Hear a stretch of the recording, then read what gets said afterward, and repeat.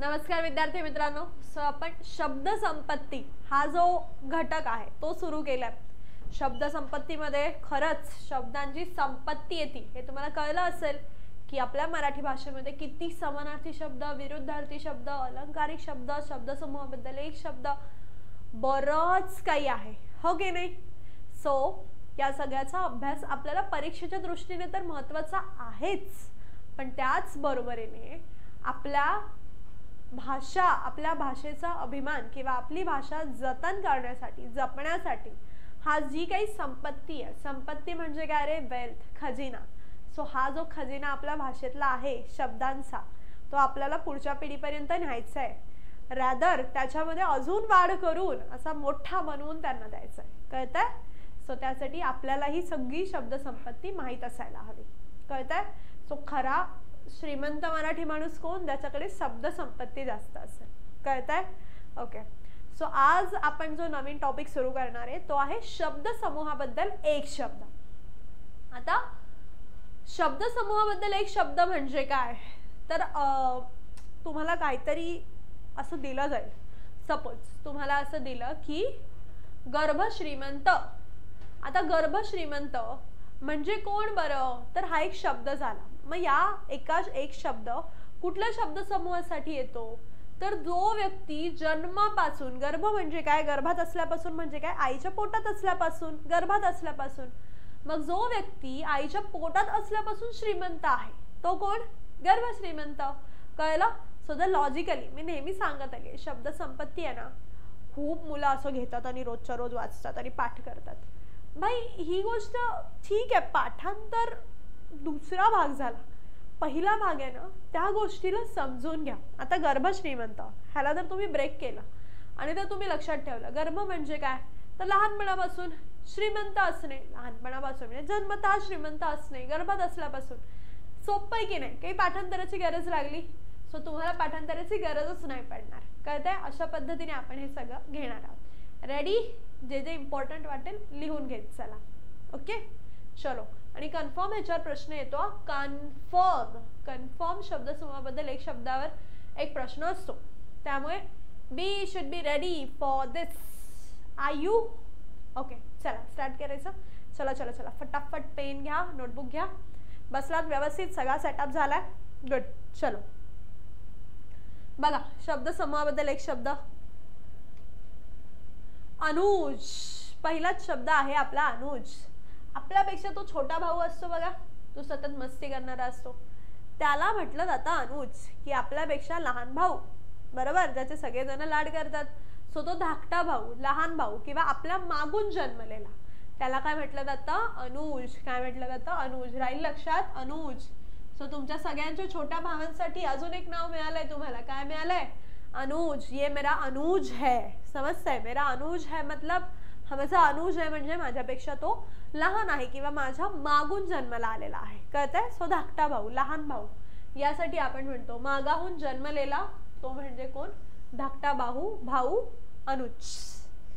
आज जाऊन आपल्या भावाला बोलायचं, लहान भावाला, एक काय रे अनुज. तो म्हणेल माझं नाव अनुज नाही, माझं नाव हे ते काहीतरी बोलेल. बरोबर.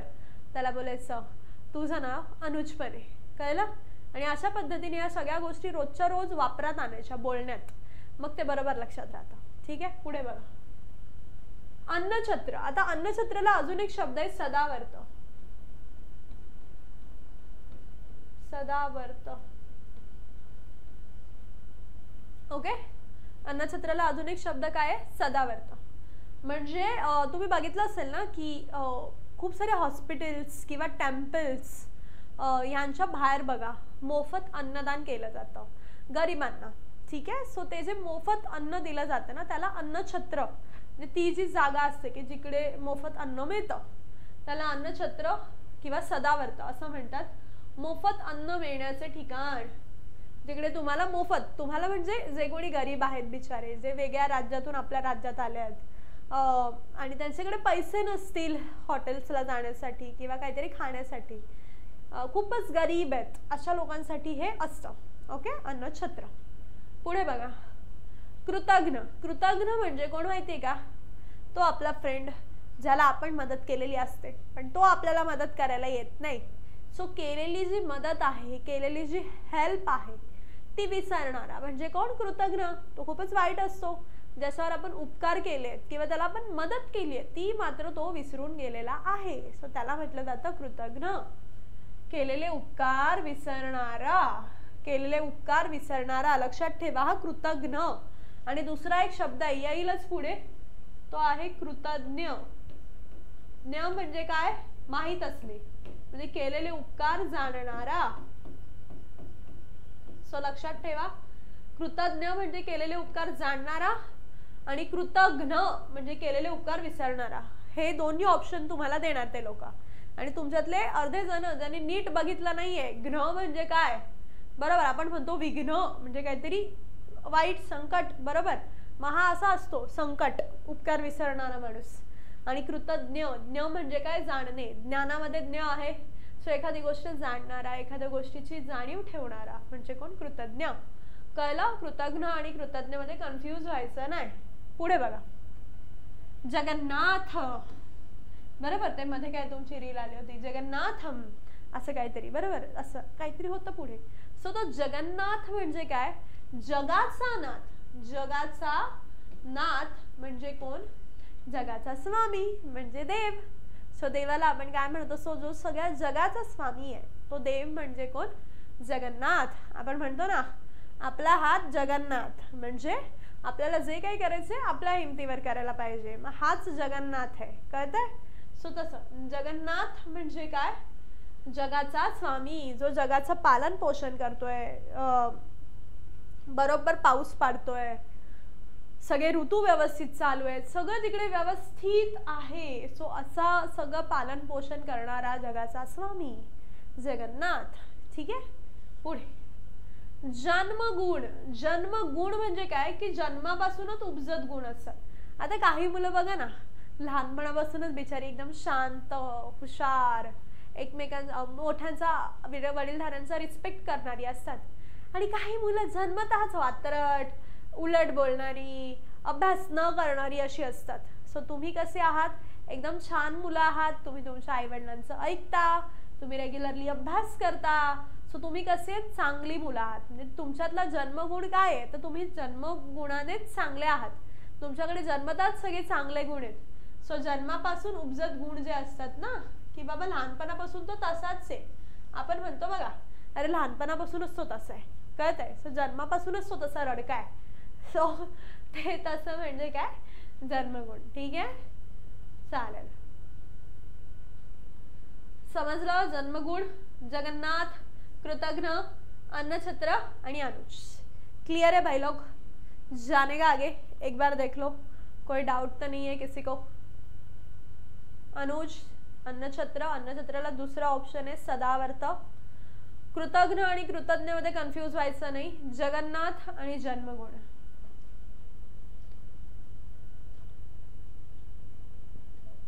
जाने का आगे, चलने का, चलो.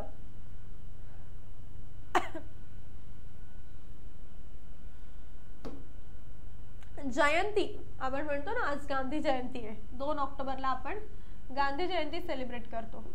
का बरं? कारण या दिवशी गांधीजींचा जन्म झाला होता. सो जयंती आपली असते का? आपली जयंती नाही, आपला बर्थडे असतो. कळतंय?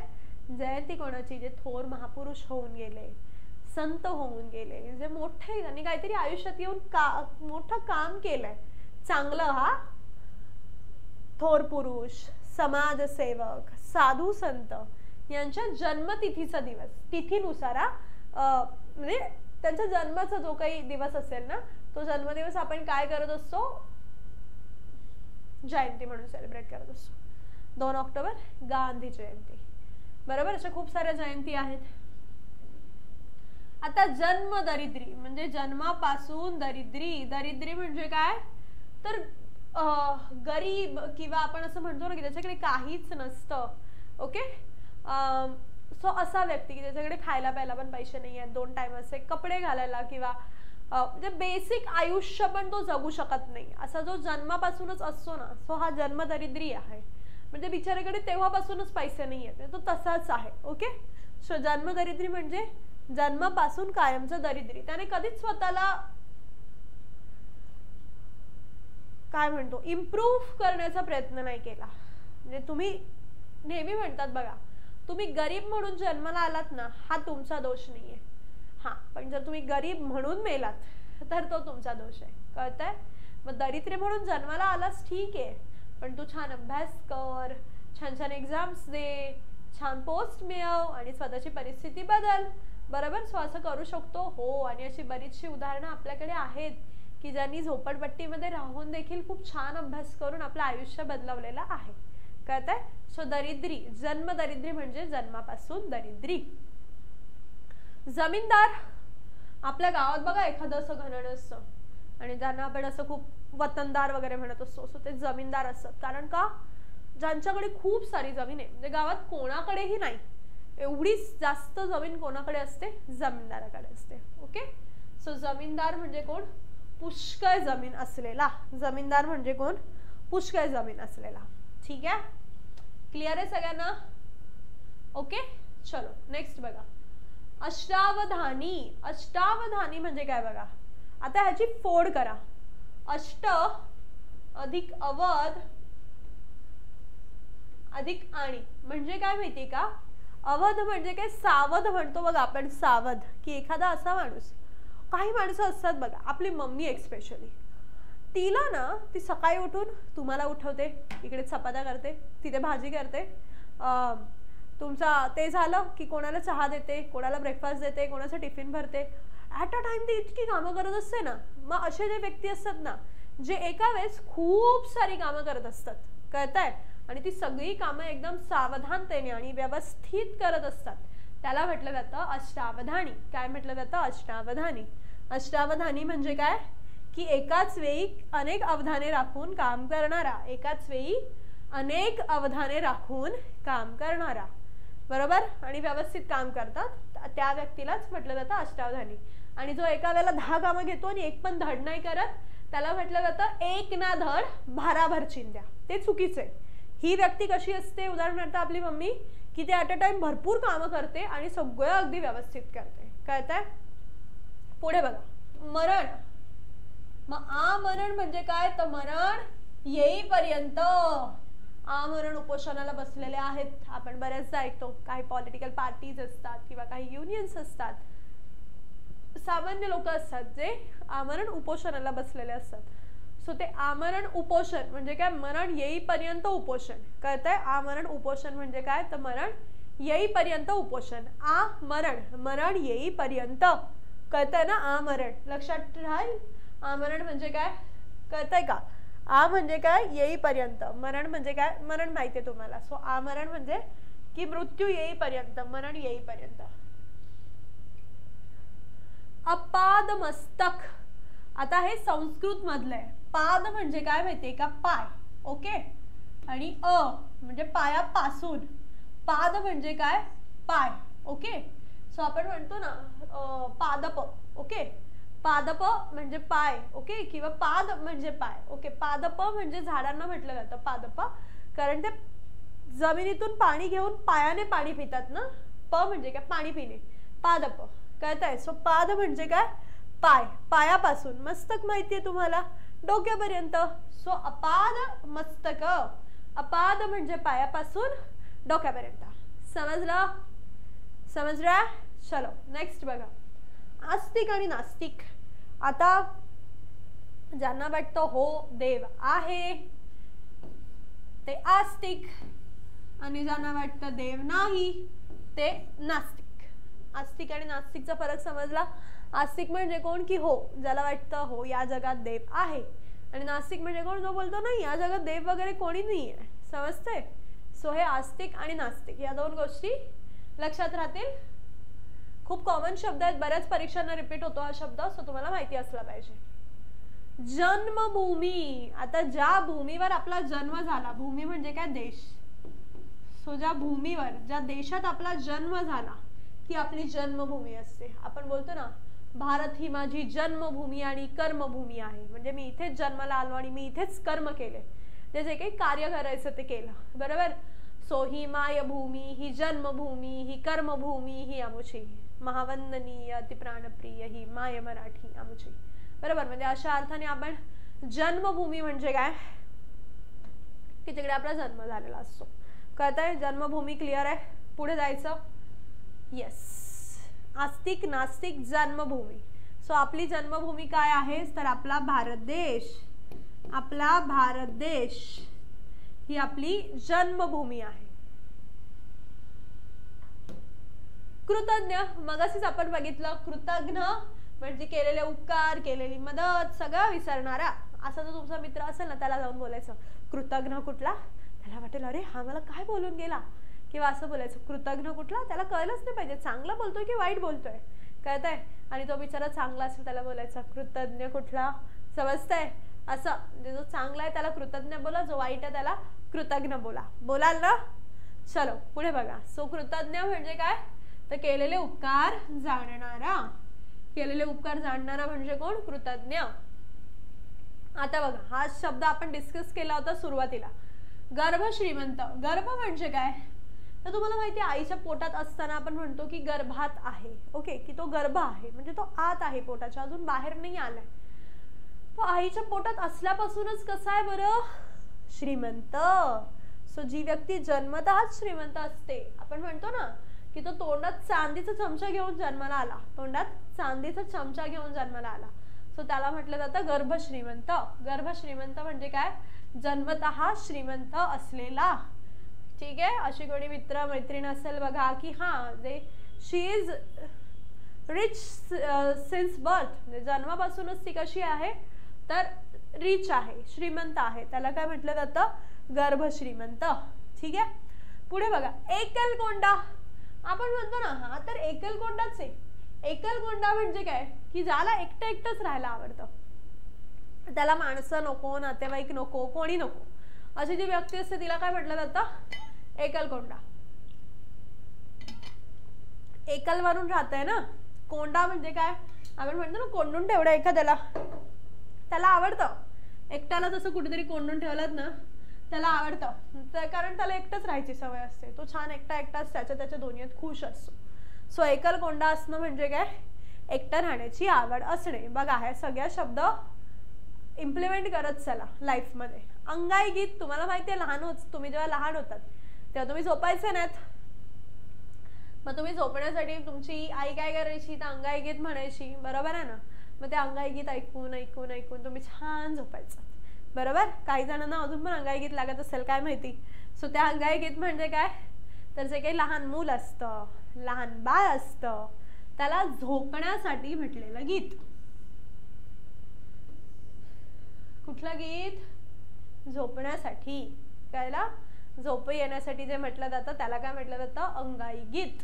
अंगाई गीत. कळलं? अंगाई गीत. हा ते जे फेमस आहे. निंबोडीच्या झाडामागे चंद्र झोपला ग बाई, आज माझ्या पाडसाला झोप का ग येत नाही. सो हे काय? अंगाई गीत आहे. आता बघा. भूत म्हणजे काय? भूतकाळ. पूर्व म्हणजे पूर्वीच्या काळात कधीही न ऐकलेले असं आपण म्हणतो ना. अरे वा, त्याने अभूतपूर्व यश संपादन केले आहे. अभूतपूर्व यश संपादन केलंय म्हणजे त्याने आज जे काही केलंय ते आधी कोणीच नाही केलं. त्याने आज जे काही केलंय ते आधी कोणीच नाही केलंय. कळतंय? सो अशी गोष्ट आहे की त्याने जे केलं ते आधी कोणीच नाही केलं. म्हणजे आपण असं ऐकलंच नाही की बापरे हे असं झालं. कळतंय? सो अभूतपूर्व. मग ही गोष्ट चांगली पण असेल किंवा वाईट पण असेल. म्हणजे वाईट अर्थाने पण होईल ना, भाई त्याने जे काही केलं हे कधी ऐकलंच नव्हतं, किंवा असं म्हणू त्याने जे काही केलं ते कधी ऐकलंच नव्हतं. कळलंय? सो अशी गोष्ट जी पूर्वी कधी ऐकली नव्हती किंवा कधी झाली नव्हती. कळतंय? अशा गोष्टींना आपण काय म्हणत असतो? अभूतपूर्व. काय म्हणत असतो? अभूतपूर्व. कळलं? अभूतपूर्व. पूर्वी कधीही न ऐकलेले. नेक्स्ट बघायचं. अंगचोर. ते असतात बघा अंगचोर, कामचोर. कामचोर ते त्यांना जर काम करायला सांगितलं ना तसे आळसीपणाने एखादा काम करतात. बरोबर? म्हणजे अंग राखून काम करतात, अंग चोरून काम करतात. आणि काही लोक असतात जे अगदी फटाफट फटाफट फटाफट फटाफट काम करतात. बरोबर आहे? तसे दोन प्रकारचे लोक आपल्याला बघायला मिळतात. काही लोक असतात जे एकदम फटाफट काम करतात. बरोबर? आणि काही असे अंग चोरून हळूहळू सावकाश काम करत असतात. बरोबर? मग त्याला आपण म्हणतो अरे जरा हल ना. कळतंय? मध्ये काय जरा फटाफट काम कर. सो तो जी व्यक्ती असते जी फटाफट काम नाही करत त्याला काय म्हटलं जातं? अंगचोर. काय म्हटलं जातं? अंगचोर. म्हणजे कोण? अंग राखून काम करणारा. आता तुमच्या घरात जे कोणी असेल किंवा आजूबाजूला तुम्हाला माहिती असतं हा तर अंगचोर आहे, हा फटाफट काम करणारच नाही, हा हले डुले आरामात काम करणार, बरोबर. सो त्याला म्हणायचं अंगचोर. ठीक आहे, पुढे बघा. कर्णमधुर. कर्णमधुर म्हणजे काय की अशी गोष्ट की जी तुमच्या कानाला गोड लागते. कर्ण म्हणजे काय बरं? कान. कर्ण म्हणजे काय? कान. आणि मधुर म्हणजे काय? गोड. सो कानाला गोड लागणारी म्हणजे काय? कर्णमधुर. आपण बोलतो ना हा ते संगीत काय कर्णमधुर होतं. आणि ते जर असं कर्कश असेल तर आपण म्हणतो काही कर्ण कर्कश होतं. कळतंय? सो कर्णमधुर आणि कर्ण कर्कश ह्या दोन वेगळ्या गोष्टी आहेत. क्लिअर झालंय? कर्णमधुर, कर्ण कर्कश. त्यानंतर बघा, सोपं आहे ना. कर्ण म्हणजे कान, मधुर म्हणजे गोड, कानाला गोड लागणारे. त्यानंतर बघा कामधेनू. काम म्हणजे सगळ्या इच्छा. काम म्हणजे काय तर तुमच्या ज्या काही इच्छा असतात, जे काही करायचं असतं ना तुम्हाला, ते म्हणजे काम, इच्छा. धेनू, गायला आपण धेनू म्हणतो. सो अशी गाय की जी आपल्या सगळ्या इच्छा पूर्ण करते. कुठे आहे माहिती आहे का? कामधेनू कुठे आहे सांगा बरं, कोणाला माहिती आहे कामधेनू कुठे आहे? स्वर्गात आहे. कामधेनू आणि कल्पवृक्ष. कल्पवृक्ष पण स्वर्गात आहे. तिकडे जर तुम्ही गेलात आणि बोललात असं काहीतरी की मला हे पाहिजे, मला ते पाहिजे, तर लगेच इच्छा पूर्ण होते. कळलं? सो असं असतं. सो ही कल्पतरू आणि कामधेनू हे दोघं तुमची सगळी इच्छा पूर्ण करतात. ही धेनू म्हणजे ही गाय आहे. ओके, म्हणून आपण गायला देवता म्हणतो ना, की काय माहिती किती वरची गाय कोणाच्या तरी दुसऱ्या गायीच्या रूपाने खाली आली असेल, म्हणून आपण गायीच्या नेहमी पाया पडतो आणि आपली जी काही इच्छा असेल ती सांगतो, बरोबर. सो तसंच कल्पवृक्ष पण असतो.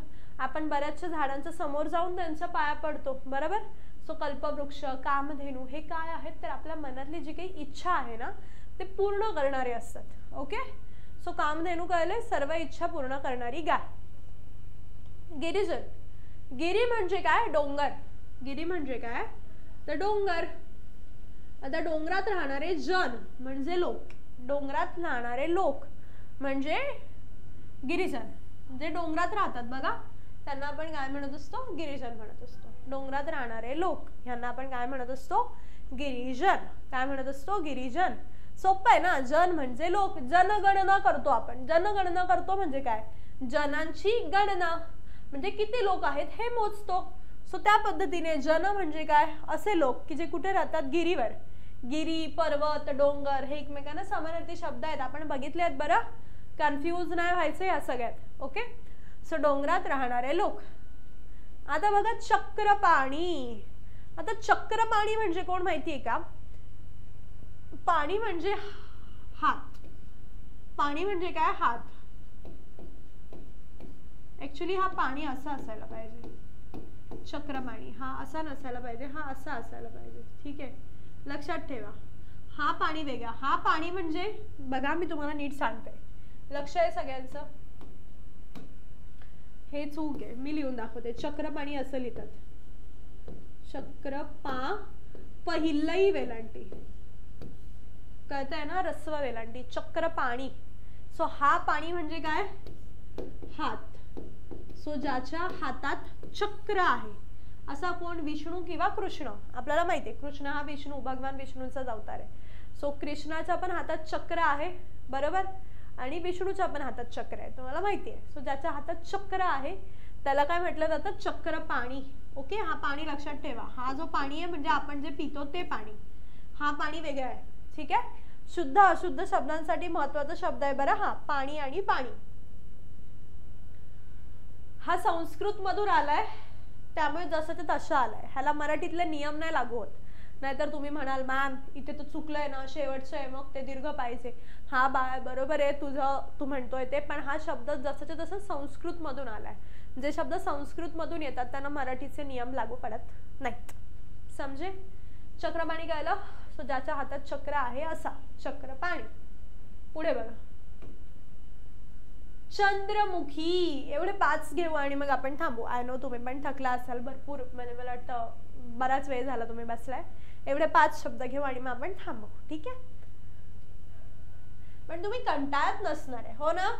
डेफिनेटली कंटाळा येत नाहीये ना? सगळे एन्जॉय करताय ना? मस्त हसत खेळत शिक्षण पाहिजे. असं कोणीतरी जबरदस्ती बसवलंय म्हणून मी बसलोय आणि म्हणून मी बघतोय असं करत असाल तर काही उपयोग नाही. हां, मला काहीतरी नवीन शिकायचं आहे, मला इतरांपेक्षा काहीतरी वेगळं करायचं आहे, अशी तुमची इच्छा असेल तर हे एक्स्ट्राचं काम करा. नाही तर काही स्कॉलरशिप कोणावर बंधनकारक नाही आहे, कळतं ना? ही तुम्ही ठरवलंय, नाही मी हुशार आहे, मला इतरांपेक्षा काहीतरी एक्स्ट्राचं करायचं आहे म्हणून तुम्ही हे करताय, बरोबर आहे? सो माझ्या हुशार बाळांनो, कधीच कंटाळायचं नाही, ओके? बघा, चंद्रमुखी, मुख म्हणजे काय? चेहरा. चंद्र म्हणजे काय? तर ज्याचं मुख चंद्राप्रमाणे आहे ना, अशी व्यक्ती. So that is Chandramukhi. ज्याचं मुख चंद्राप्रमाणे आहे, चंद्रमुखी. सो चंद्रमुखी म्हणजे काय? ज्याचं मुख चंद्राप्रमाणे आहे. गेटिंग? चंद्रमुखी कळलंय की ज्याचं मुख चंद्राप्रमाणे आहे.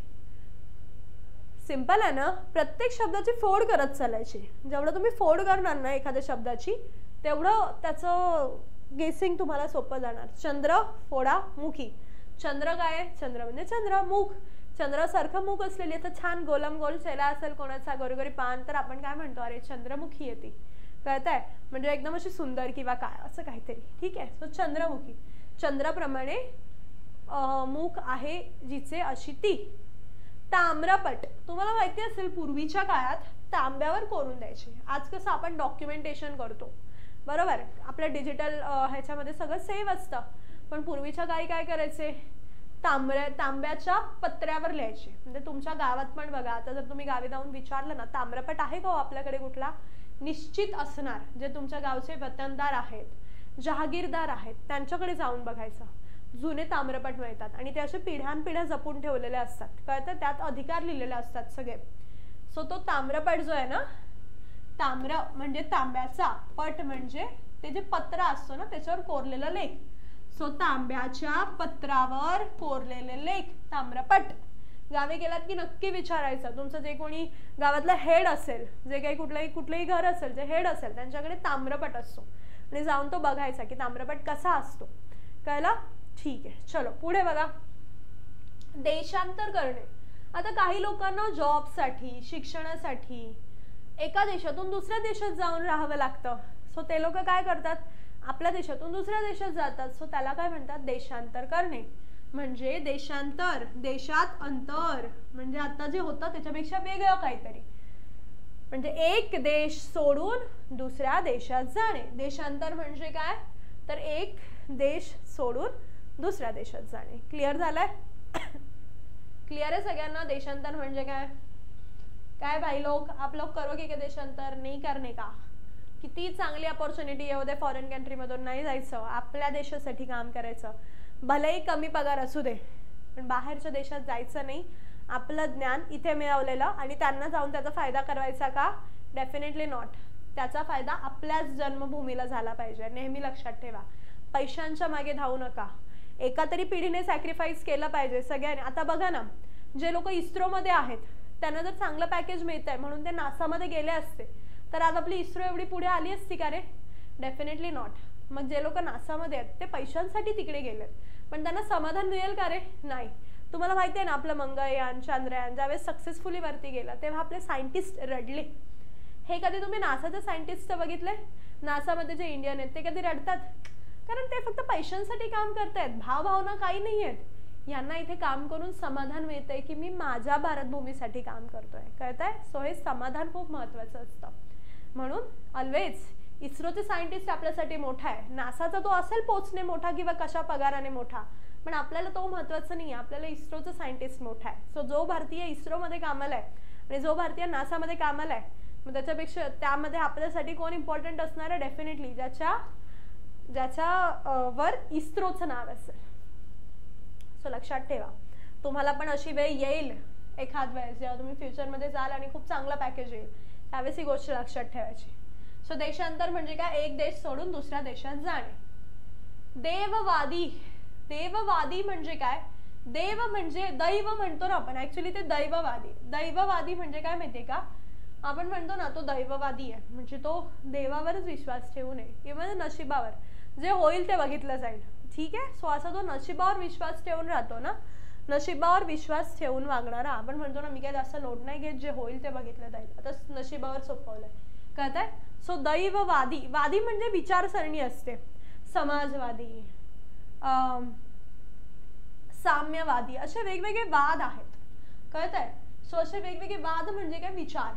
सो वेगवेगळ्या विचारधारा आहेत. सो त्या विचारधारांवर, मग दैववादी म्हणजे काय, तर नशिबावर अवलंबून, नशिबावर विश्वास ठेवून वागणारा, जे नशिबात असेल ते मिळेल.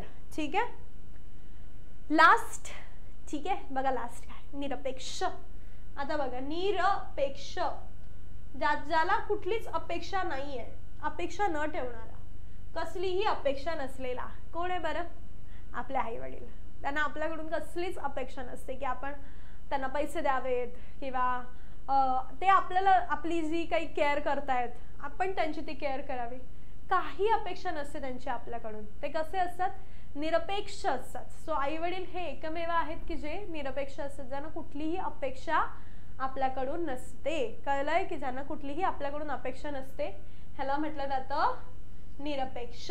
निरपेक्ष म्हणजे कसलीही अपेक्षा नसलेला, कुठलीही अपेक्षा नसलेला म्हणजे कोण, निरपेक्ष. क्लिअर आहे.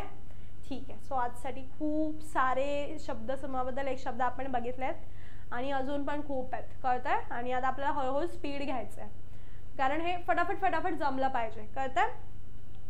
सो भेटूया आपण नेक्स्ट लेक्चरमध्ये, पुढचे शब्दसमूहाबद्दल एक शब्द घेऊ. ठीक आहे. छान अभ्यास करा. काही डाऊट येत असेल तर फोन करा आणि सराव मात्र सुरू ठेवा. सराव गरजेचा आहे, रिव्हिजन गरजेची आहे. सो रिवाइज करत चला. सो आजसाठी इथेच थांबूया. थँक्यू.